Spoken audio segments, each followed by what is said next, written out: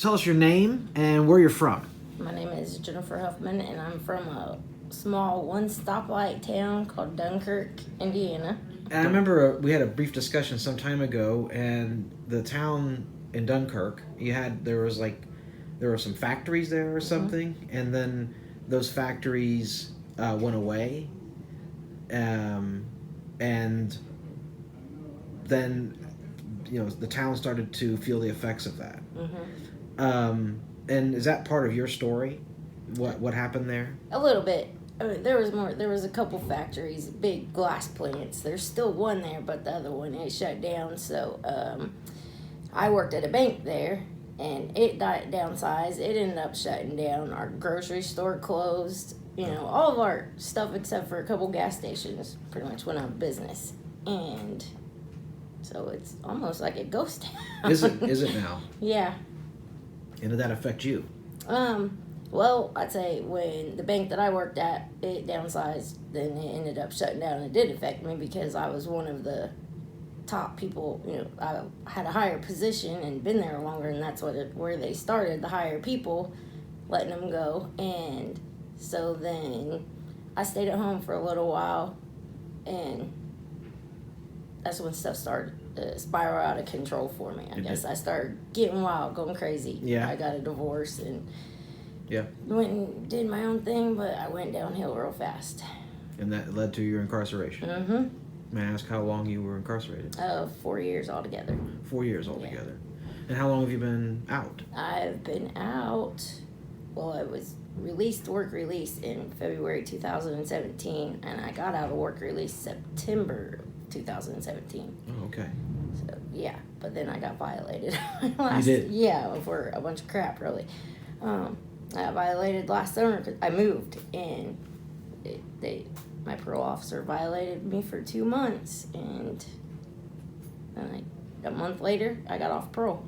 And violated, what does that mean? I got sent back. I sat at Marion County for a week, back to Rockville for a week, and then they sent me to the VOA for the rest of that time. And VOA stands for? Volunteers of America. Okay. That's where, okay, so you did community service there? Yeah, I really didn't do anything but sit there. Oh, really? For almost 6 weeks, yeah. Okay. This is something that's been talked about quite a bit with the violating, things where sometimes you can't afford something because you have to pay for folks leaving the system. They have to pay for things like GPS and drug tests and counseling even, I understand. Yeah. And you moved and you got violated. Yeah. Interesting. Okay. And where are you now? Where are you now in the process? Well, I'm off paper, no parole, no probation, so I am just here working and doing my thing, still staying out the way and staying out of trouble. I don't want to be back in the system again. Of course not. No.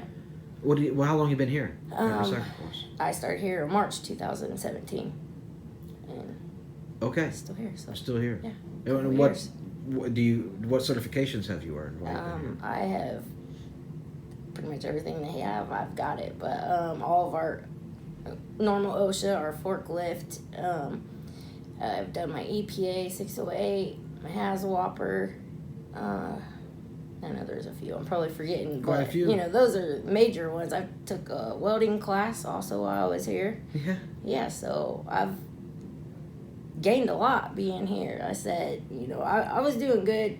My early years of life went downhill, but these past 2 years, I think I'm doing the best I've ever done my whole entire life because of all of the qualifications and, I'm licensed to do certain things and, all the skills that I've learned to do since I've been here. And what's the support like here? Here, it's great support. Not do they just help you learn to do things that you probably haven't done before. I never drove a forklift till I got here. I never worked in a warehouse until I came here.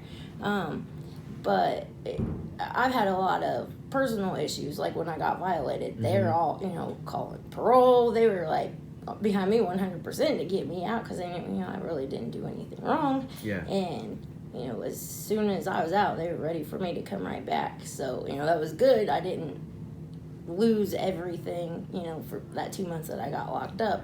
They were here to get me, pick me right back up. But I've had, some personal issues. I guess the way they say, I've been through a lot of storms, but I keep getting through them. But, they're always there.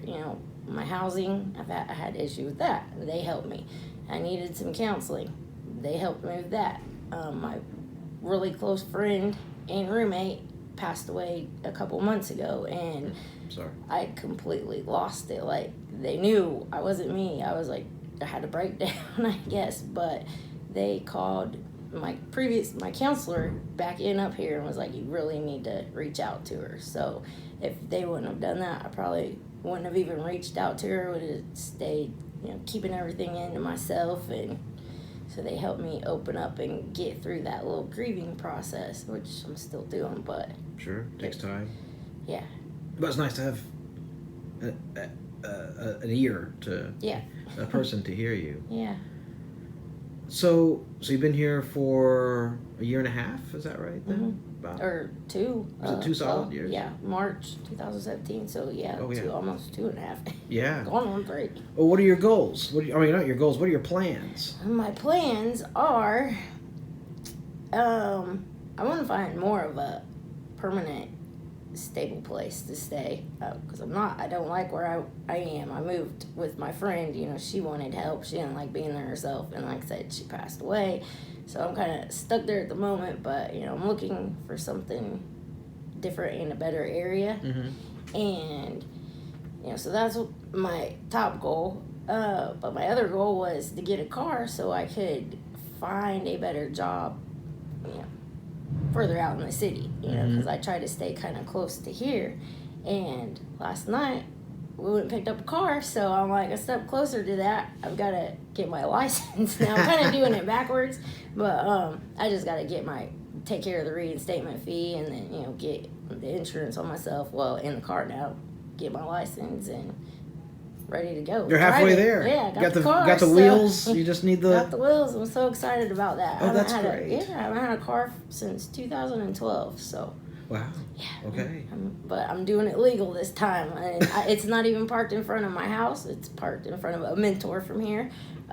It's in front of his house. I know it's going to be safe in his neighborhood. It's a gated community, so. Nice. It's going to be safe, and that way I'm not tempted to jump in it and drive and get pulled over and go to jail for, driving without a license. If it's sitting there, I'll be tempted one day, so. You don't want to go do that? Thinking smart on that. Yeah, that's great. That's great. Well, usually we close the interviews with like a statement or something you want to say. So if you were to, if RecycleForce was here, would you have something to say to them? Kind of a thank you or a critique or something that just you feel in your heart that you want to say if you had the opportunity to talk to them all at one time.